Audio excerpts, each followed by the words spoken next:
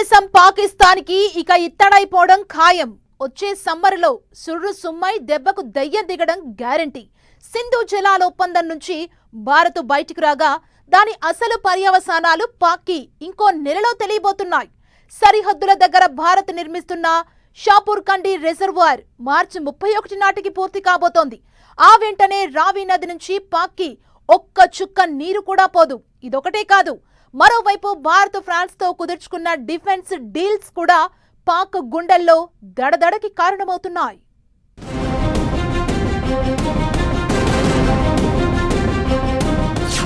పాక్కి షాకులపై షాకులు.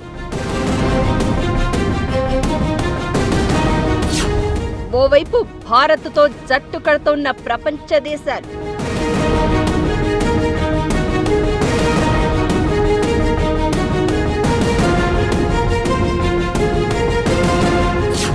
మరోవైపు సింధు జలాల ఒప్పందం నిలిపివేత.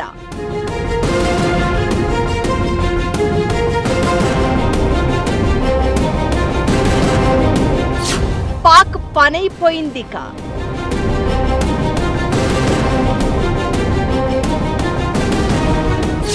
తుది దశకు చేరిన షాపూర్ కండి బ్యారేజ్ నిర్మాణం.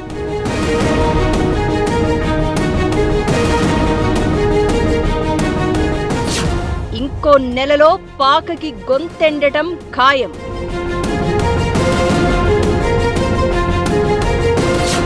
పాకిస్తాన్కు దశాబ్దాలుగా వెళ్తున్న రావి నది మిగులు జలాలను పూర్తిగా నిలిపివేసేందుకు భారత్ కీలక చర్యలు చేపట్టింది.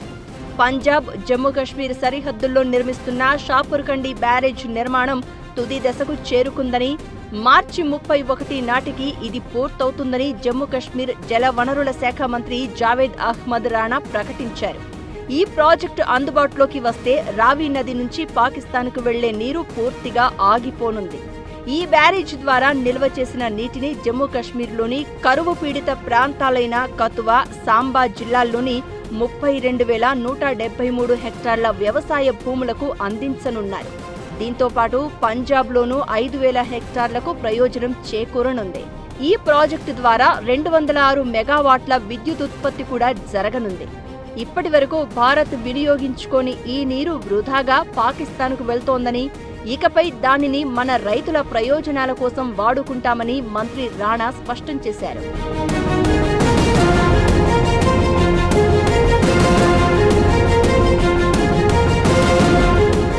1960 నాటి సింధు జలాల ఒప్పందం ప్రకారం రావి నదిపై భారత్కు పూర్తి హక్కులు ఉన్నాయి.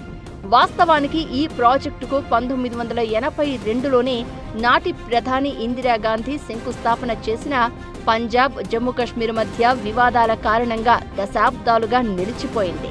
2018లో కేంద్రం జోక్యంతో పనులు తిరిగి ప్రారంభమయ్యాయి. ఉగ్రవాదాన్ని ప్రోత్సహిస్తున్న పాకిస్తాన్ పట్ల కఠినంగా వ్యవహరించాలనే వ్యూహంలో భాగంగానే భారత్ ఈ ప్రాజెక్టును వేగవంతం చేసినట్లు విశ్లేషకులు భావిస్తున్నారు.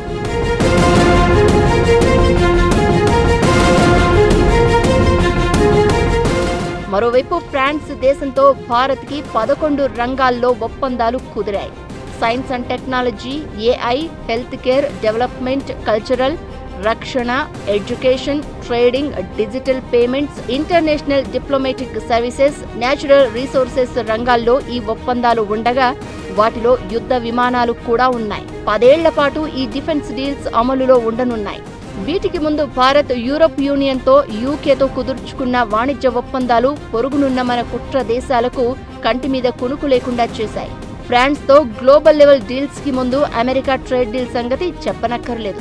ఓవైపు జర్మనీలో పాక్ ఆర్మీ చీఫ్ను ఆపేసిన అవమానం, మరోవైపు దేశాధినేతలతో ఏకాంతంగా ప్రయాణించే భారత ప్రధాని మధ్య తేడా స్పష్టంగా కనిపిస్తుంటే ఇక పొరుగు దేశాలకు ఏడుపు తప్ప మిగిలిందేంటనే విశ్లేషణలు బయలుదేరాయి.